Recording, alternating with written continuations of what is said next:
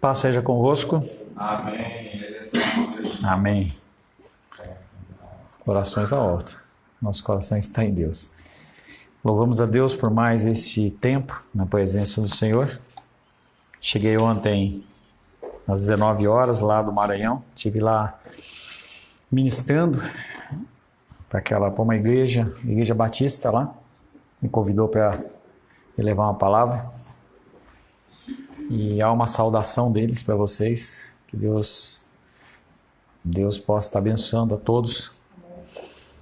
E estamos tratando dentro da nossa escola bíblica dominical a respeito da teologia do desperdício. Essa última oração ela tem muito a ver com desperdício. Pessoas acordaram normalmente durante o dia, foram para os seus trabalhos, para a sua escola, seus afazeres, e achavam que estava tudo normal. O dia passou, foram para o almoço, fizeram suas atividades, alguns deram um cochilo à tarde, e quando foi 17 e pouco, o furacão, o tornado, chegou e acabou com tudo. 84% da cidade destruída, muitos mortos, prejuízos materiais incalculáveis, vidas perdidas. O que isso tem a ver com desperdício? O que essas pessoas fizeram antes?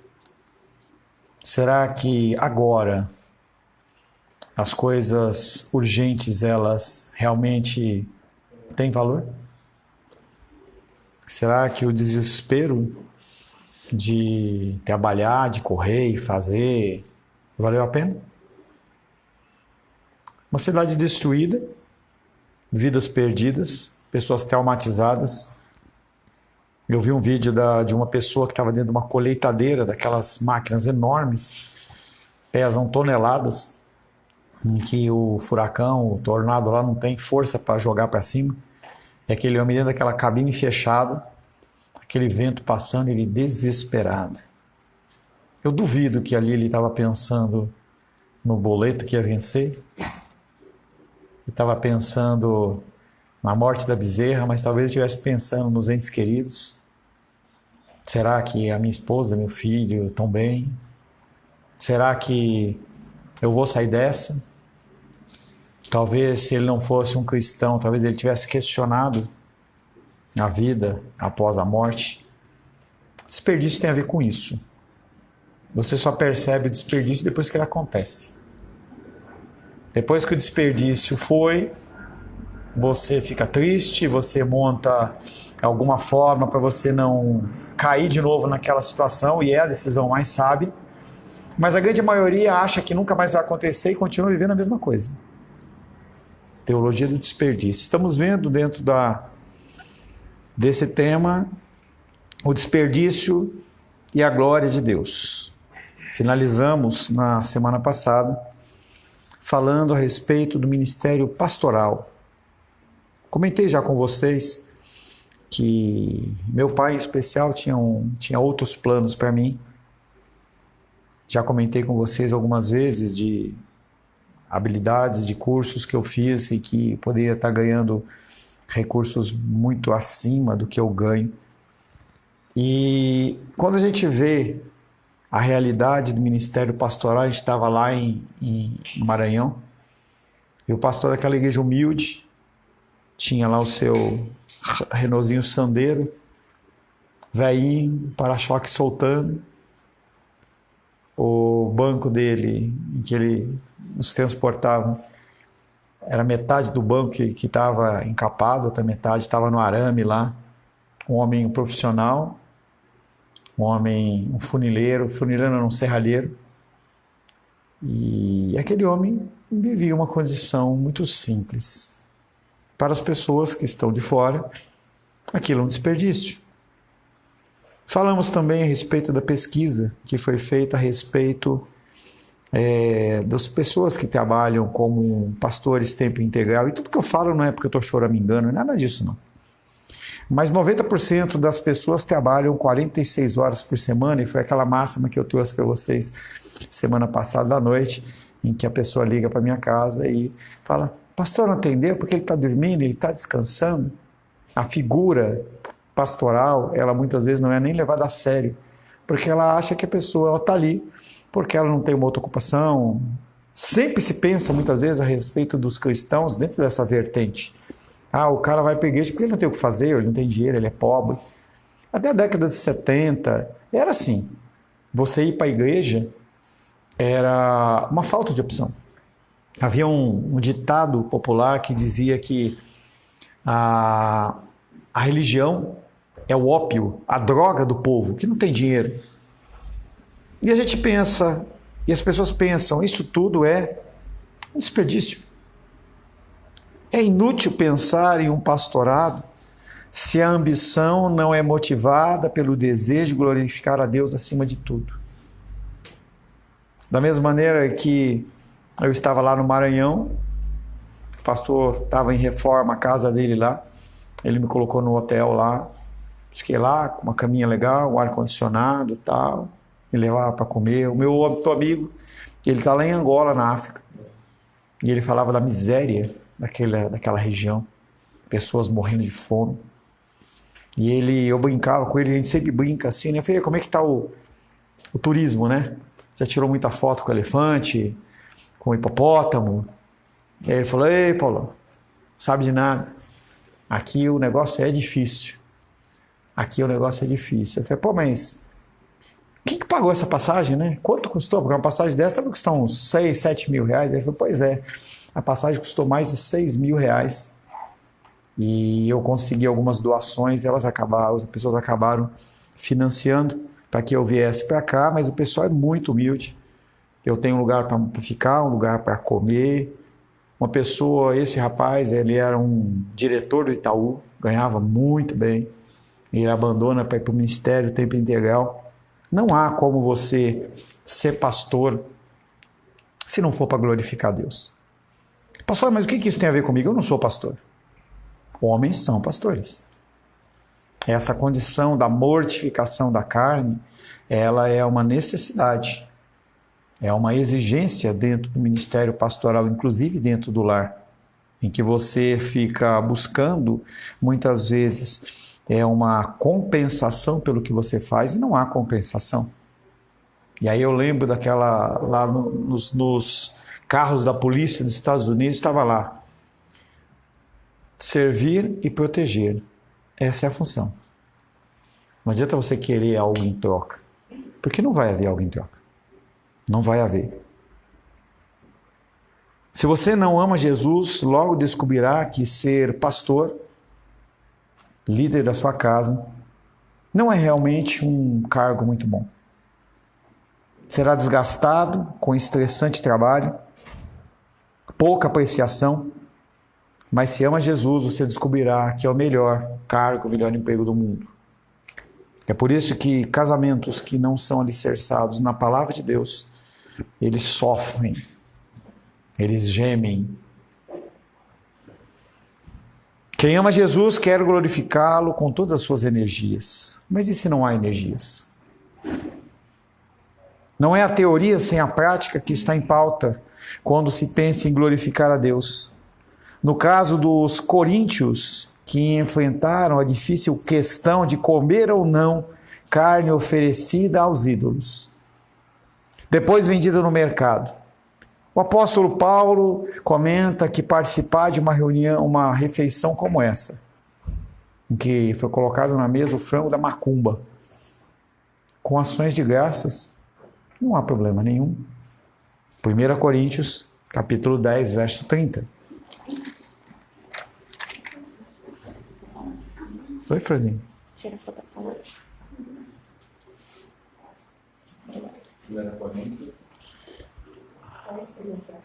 1 Coríntios 10, 30. Se eu participo com ações de graças, por que ele ser superado por causa daquilo que eu dou graças? Mais uma vez, por favor. Se Se eu participo com ação de graças, por que hei de ser vituperado por causa daquilo porque dou graças? A questão aí é os limites que estão sendo colocados dentro da vida cristã. Se você é cristão, entenda que existem limites. Você não pode romper esses limites. E a região de Corinto, lá na região de Corinto, tinham deusas pagãs em que havia adoração. E a forma de adoração, inclusive dentro do povo de Israel, era o sacrifício dos animais.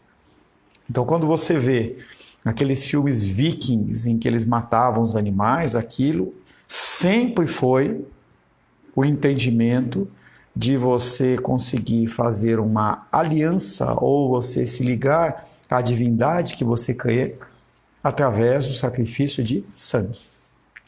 Algo que apareceu lá no Jardim do Éden, quando Deus ele mata o primeiro animal para resgatar a comunhão entre Adão e Eva e Deus que havia sido rompida. E aquilo continua sendo passado pelos povos pagãos, e cada um fazia do jeito que queria. Quando você vê a figura de Abraão ele era uma pessoa que ele andava sempre com o bichinho do lado, porque ele sempre via motivos de glorificação ao Senhor, e ele sacrificava a Deus. Então, quando, na época do apóstolo Paulo, milhares de anos depois, há esses sacrifícios dentro do templo, as pessoas elas não sabiam o que fazer. É um questionamento que eu tenho. Por exemplo, quando você olha Salomão consagrando o templo, e ele vai lá e mata 100.000 ovelhas, é muita carne, é muita comida. E o que faz com aquilo? Joga fora? Aquilo era comida.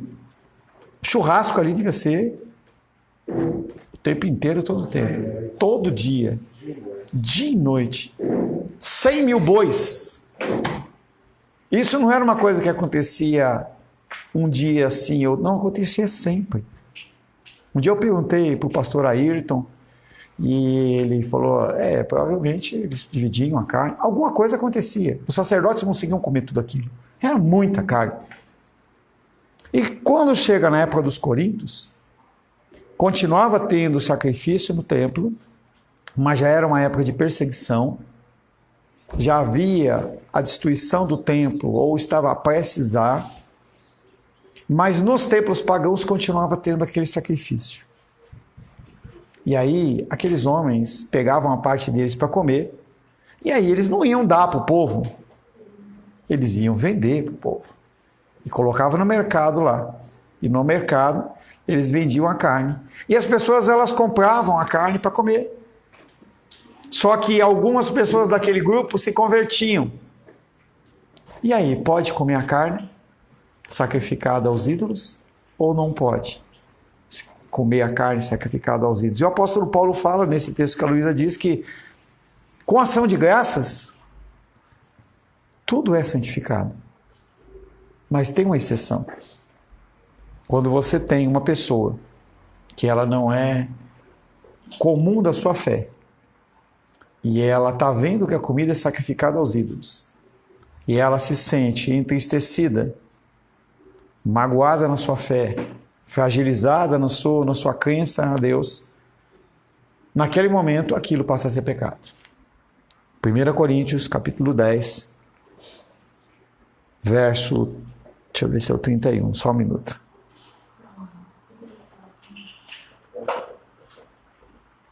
Segura esse raciocínio, tá? Porque é outro versículo. A simples apresentação da carne diante de uma imagem de um Deus não existente não contamina o produto espiritual, moral nem materialmente. Então a gente tem que entender que qualquer coisa que você faça para a glória de Deus não incorre em pecado. Cuidado com qualquer coisa. Quando você exclui as leis que dizem que você não pode fazer coisas. Mas há uma exceção. 1 Coríntios 10, 28.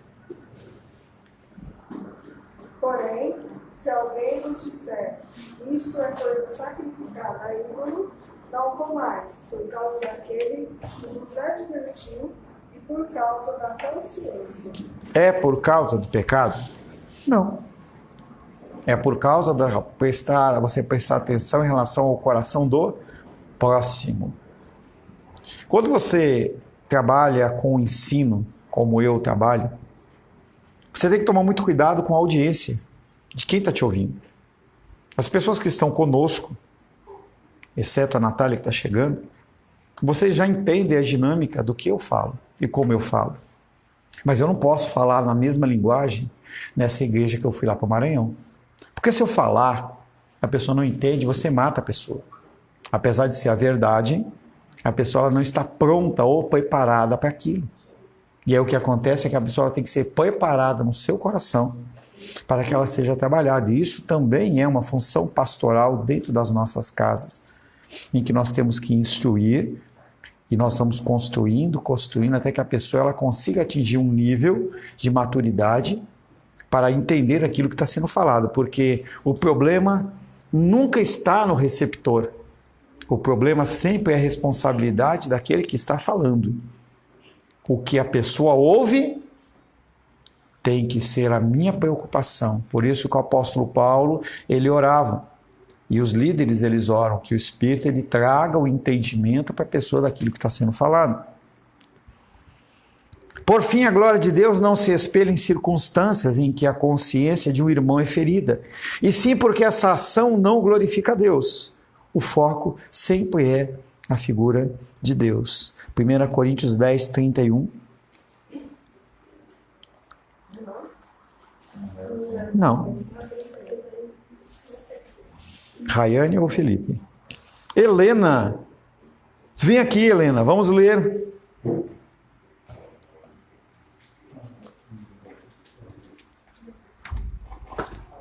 Bem alto, hein? Portanto, quer comais, quer bebais, ou façais, outra coisa qualquer, fazei tudo para glória de Deus. Obrigado. O pecado existe quando a situação, a causa, a coisa que está sendo feita, ela não é feita para a glória de Deus. E aí você tem que ter o conhecimento das Escrituras para saber o que glorifica a Deus e o que não glorifica a Deus. Saber o que glorifica a Deus vai te capacitar a ser um servo bom e fiel. A sua ignorância não é uma justificativa para você deixar de cumprir a lei, algo que eu já falei algumas vezes para vocês, princípio legal. Você não tem a liberdade, a autorização para deixar de cumprir uma lei apenas porque você não a conhece ou você não a sabe. Todo comer, beber ou participar de qualquer atividade deve refletir a glória de Deus. Se for destituído da glória de Deus, o propósito de tudo que acontece fica desvirtuado e cai no monte do desperdício. Se você faz algo com a sua melhor boa vontade, mas você não faz para a glória de Deus, é perda de tempo. Se você entrega o seu dízimo, a sua oferta, o seu tempo, e não o faz para a glória de Deus, é perda de tempo. Ontem o André mandou mensagem que ele queria o carimbo da igreja, porque ele queria entregar alguns folhetos que ele tinha comprado. Essa ação é bendita. Se ele faz para que Deus seja glorificado, é aceito. Se ele faz apenas para que eu pare de importunar ele ou para reconhecimento próprio, deixa de ser para a glória de Deus e é desperdício. O pensamento em todas as coisas tem que ser dessa forma. Outras dúvidas surgem em torno da glorificação de Deus no mundo. Mateus capítulo 5, verso 16.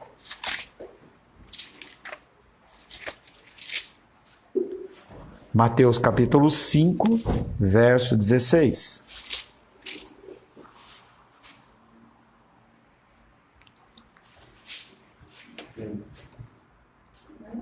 Felipe ou Rayane? Assim brilhe também a vossa luz diante dos homens, para que vejam as vossas boas obras e glorifiquem a vosso Pai que está nos céus. Qual a diferença das boas obras sendo feita para a glória de Deus e não sendo feita? Se você faz para ser visto pelos homens, não glorifica a Deus. Por isso que aquilo que a mão esquerda faz, a mão direita não deve ficar sabendo. É a ideia de que você não tem que fazer propaganda daquilo que você está fazendo, exceto se aquilo vai trazer algum tipo de testemunho de glorificação ao Senhor. Já contei para vocês isso. Quando teve o tsunami lá nas ilhas Fiji, acho que é na Fiji, na Indonésia, os cristãos que eram mortos, eles fizeram camisetas na língua nativa, somos cristãos e amamos vocês. E eles estavam ali para servir aquelas pessoas. E o servidão deles era uma servidão para a glória de Deus. Uma grande catedral com janelas e vidros coloridos, artisticamente desenhados, de maneira que se torne uma grande atração turística, glorifica a Deus? Depende. Toda situação ela tem que ser analisada sobre a motivação. São realmente boas obras aquelas que provocam a admiração de milhões de pessoas que visitam, por exemplo, as catedrais, que daqui a uns anos a Aisla vai mandar para a gente, ou trazer um imã de geladeira para a gente, da Catedral de Notre Dame em Paris. Amém, irmã? Amém? Entendeu? Ou de Milano, na Itália, mas que não produzem submissão e arrependimento. Será que aquelas catedrais, que são lindas e maravilhosas, elas produzem alguma coisa a nível de arrependimento nas pessoas? Será que elas trazem ou levam as pessoas para mais perto de Deus? Porque a igreja tem essa finalidade, levar as pessoas para mais perto de Deus. Se aquelas igrejas, aqueles monumentos, aquelas coisas, elas são apenas expressões artísticas, elas não têm valor nenhum. A arte eclesiástica glorifica a Deus ou aos homens? A resposta se caracteriza como desperdício ou algo altamente valioso. São duas possibilidades. Se você utiliza aquilo com o objetivo de alcançar vidas e almas dentro de um propósito eterno, realmente vai glorificar a Deus. Mas se aquilo é simplesmente um ponto turístico, não tem valor nenhum. O Felipe postou um negócio lá, e como eu disse para vocês, eu sempre assisto as coisas. E eu concordo parcialmente com ele. Em que ele fala que a beleza, ela alegra a alma. Nutre a alma. Analisar essa frase. A beleza nutre a alma. Ele vem trazendo no rios dele um contexto dizendo que quando você está cansado, você está no dia a dia, e você chega diante de uma paisagem, alguma situação, você se sente bem. Realidade. Deus, ele cria realmente as coisas para que a gente tenha prazer e consiga glorificar o nome dele. Romanos fala que a natureza, ela por si só, ela manifesta a glória de Deus. Mas qual que é a minha dificuldade parcial em relação ao que foi falado? Nutre a alma. A alma tem a ver com a nossa parte imaterial. Nós temos uma composição material e uma parte imaterial. Será que uma bela paisagem, não analisada segundo a glorificação de Deus pela sua criação bela, será que realmente traz uma nutrição, um crescimento da minha alma, do meu ser interior? Ou não? Será que você estar diante de um monumento, de uma linda cachoeira, e a gente sempre que viaja, a gente manda foto, será que aquilo ali é suficiente para alimentar a minha parte imaterial? Porque se fosse realmente uma verdade total e completa, a gente tinha que viver fazendo o quê? Viajando. Porque enquanto você não estiver tendo esses momentos, você não vai ter esta satisfação. E o que acontece é que essa satisfação, ela é efêmera. O que é isso? Ela se esvai como fumaça, como uma névoa. Você está dirigindo, está lá, pega aquela neblina. Quando o sol vem, aquela mesma neblina que inundava tudo e você não via nada, desapareceu. Então nós temos que sim olhar para as coisas do mundo, identificar a figura de Deus, glorificar a Deus por isso, mas nós temos que entender que o ser interior, ele só é alimentado realmente pela presença do Senhor. Se você estiver diante de uma bela paisagem, e essa bela paisagem ela te levar a uma reflexão junto com o Senhor, beleza. Se simplesmente é uma exteriorização emocional da sua pessoa, efêmera, ela passa. Não somente foi na Renascença, um tempo de movimento em que havia belas pinturas e belas construções, não somente foi na Renascença que talentosos homens produziram obras valiosíssimas, obras arquitetônicas, pinturas, esculturas, para deliciar os olhos dos homens. E aí é o problema. Não é para a glória de Deus. Você vai olhar um grande museu, você vai orar uma grande obra de arte, se você tiver conhecimento, e eu não tenho, estiver diante de um quadro de Pablo Picasso, e você começar a olhar, a pessoa que conhece vai lá olhar e falar assim, olha, aqui tem esse traço, você não está enxergando nada, mas a pessoa conhece.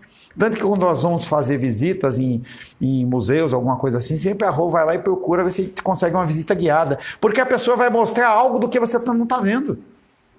Que é mais ou menos a questão da palavra de Deus, em que a pessoa ela lê superficialmente, ela não consegue enxergar as coisas que estão escondidas, mas aquela pessoa que estudou, ela consegue enxergar. Mas será que aquele quadro de Pablo Picasso, ele revela a glória de Deus? Pode ser que sim, pode ser que não, pode ser que para a pessoa tenha apenas um valor financeiro. Eu tenho um quadro aqui, eu acompanho, vira e mexe, eu vejo aqueles negócio de penhor, tem aquele programa lá, Teto Feito. E aí aparece a pessoa assim com um quadro e fala assim, olha, eu achei esse quadro aqui, eu acho ele muito bonito, ele está na casa da minha avó lá, faz 50 anos, mas ela morreu, e aí eu vim trazer aqui para você avaliar, porque eu queria vender. Quanto você quer nesse quadro? Aí a pessoa fala assim, eu quero $500. Você espera que eu traga uma avaliadora? Eu estava vendo o último na semana passada. Aí a pessoa fala assim, esse aí é do fulano de tal. É o quadro mais copiado e mais falsificado. Mas deixa eu dar uma olhada. Olhou, esse quadro é verdadeiro. Ele vale $20 mil, não seus 500. Mas será que isso glorifica a Deus? Essa arte, esse conhecimento, esse pensamento? As pessoas criam esculturas para deliciar os olhos dos homens, mas ainda hoje se gastam fortunas para criar catedrais de cristal e mármore.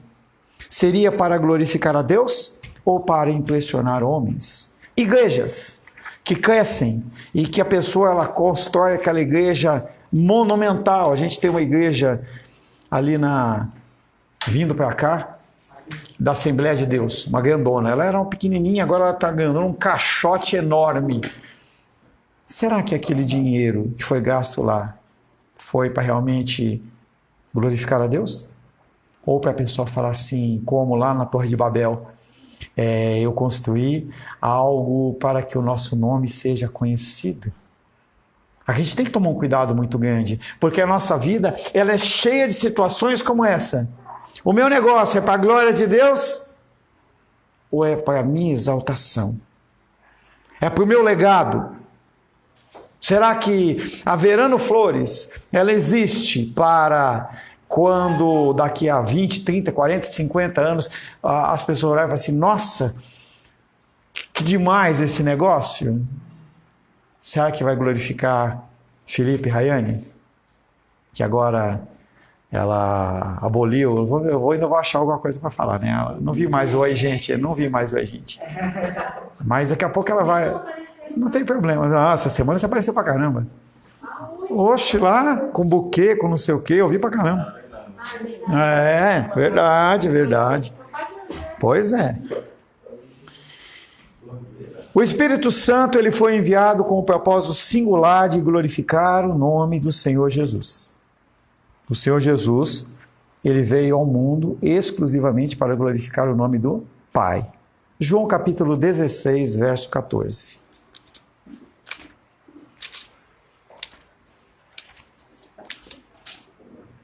Depois, se quiser, eu mando para você, tá?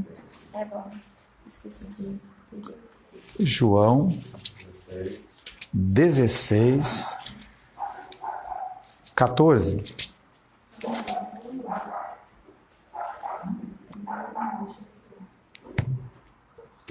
Raiane ou Nicolas? Ele me glorificará, porque há de receber o que é meu e vou há de anunciar. Quem que está falando aí, Raiane?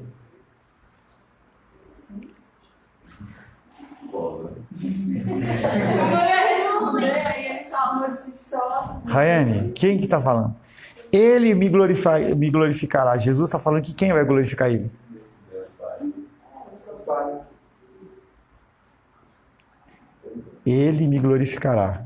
Deus, Leia de novo o texto. ele me glorificará. Eu, no caso, ele, Jesus, Jesus está falando. Ele me glorificará. Continua o que texto. há de receber do que é meu e vou há de anunciar. Quem que vai? Quem que é? O Espírito Santo. Quando a gente vê em Atos, capítulo 2, verso 8, o que acontece? Jesus Cristo vai e o Espírito Santo desce. Para quê? Para testificar tudo que foi falado. Uma das funções do Espírito Santo é qual? Trazer ao nosso coração aquilo que foi falado, em especial dentro dos evangelhos. Agora vai ficar fácil, hein? João 17,4. Ninguém lê. Eu te glorifiquei na terra, consumando a obra que me confiaste para fazer. Eu quem, Nicolas? O Espírito Santo. Quem que está falando aqui, filho? Jesus está falando. Falando a respeito de quem? Deus Pai. Eu te glorifiquei. Jesus Cristo glorificou quem? O Pai. Eu te glorifiquei na terra, consumando a obra que me confiaste para fazer. O Espírito Santo não confiou obra nenhuma. Quem confiou foi Deus Pai, tá?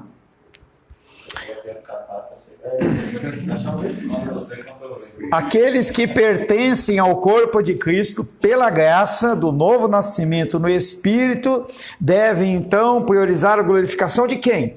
Nós estamos aqui para glorificar quem? Deus Pai. E? Deus Filho. Espírito Santo. Não, o Espírito Santo não. O Espírito Santo ele está aqui para nos ajudar a fazer o quê? Glorificar a Deus e glorificar o Filho. São os dois que a gente faz. O Espírito Santo ele nos capacita. Quando nós tentamos fazer isso por nossas forças, nós não conseguimos. Por isso que o Espírito Santo vem e age o quê? Faz o quê? Intercede por nós com? Não adianta querer pegar o gancho, não deixa o Nicolas acabar. O cara, ele viu, pegou o seu gancho, já foi, né? Já somos uma assembleana. Hã? O que foi? Já somos assembleana. Este alvo louvável nem sempre se alcança na prática. Então a gente tem que entender que a nossa ação de glorificar Deus Pai e Deus Filho, nem sempre ele é alcançado, porque nós somos pecadores. Mas o nosso objetivo é fazer o quê? Continuar caminhando. Falava lá com um casal ontem que me levou para almoçar lá na orla marítima, entendeu? E aí ele pediu uma porção de um arroz temperado com um torresmo e uns camarãozão desse tamanho assim. E também, ele perguntou se eu gostava de peixe cozido, ele pediu uma peixada, entendeu? Não, foi uma peixada com peixe lá não sei das quantas, com molho de camarão, maravilhoso, entendeu? E aí ele perguntava assim para mim, não, mas eu tenho um amor incondicional pela minha esposa. E eu comecei a conversar com ele, falei, você não tem, cara. O nosso amor, ele é condicional. E aí ele falou assim, não, mas eu faço tudo para a alegria dela. Eu faço tudo para a alegria dela. Eu adoro dar um presente. Eu falei assim, eu quero ver quando ela tocar no seu ídolo.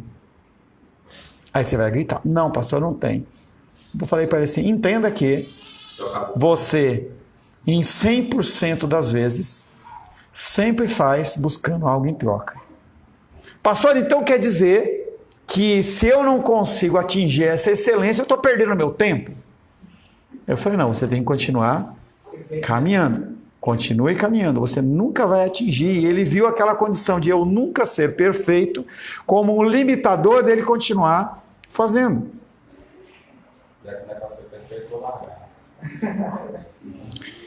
O ministério de glorificar a Cristo pelo Espírito se realiza por meio de receber o que é de Cristo e repassá-lo aos seus discípulos. João 16:14. Já foi. Já foi. Espera aí. Isso é isso, mas é de novo. Lê de novo. 16.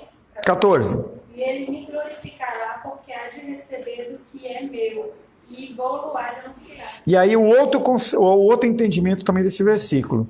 A partir do momento em que Cristo morreu, ressuscitou e foi ao Pai, o Pai está lá e não desce. O Espírito Santo está conosco. Qual que é a nossa função? Glorificar a Deus Pai, glorificar a Deus Filho. De que forma? De que forma? Orando? Obedecendo? Vamos lá, o que mais? Obedecendo a palavra, você ora, você prega, você... Levando. O que Jesus fez para glorificar o Pai? Morrer, anunciar, falar o quê? Evangelizar, levar a palavra àqueles que estão perdidos. O que Jesus fez?